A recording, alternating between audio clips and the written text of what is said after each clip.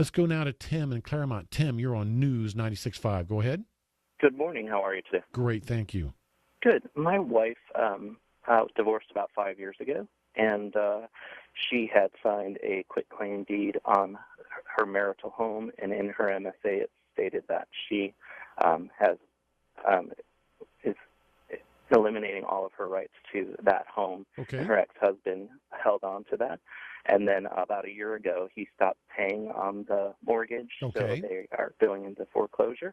But if you go online, you could see that they're trying to sue her or her name on it. But that is just our question: is do we need to take any legal action to make sure that she's not, because she has no claim and she has. Well, Tim, I am not going to tell you to do nothing. I do think you need to sit down with a lawyer. You can sit down with me or Colonel Airth at my office.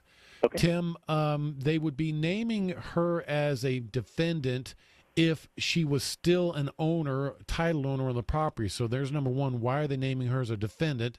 There's always a possibility that the deed that she did was defective, and that's why they're naming her as a defendant. Gotcha. So, Tim, has she gotten a copy of that complaint?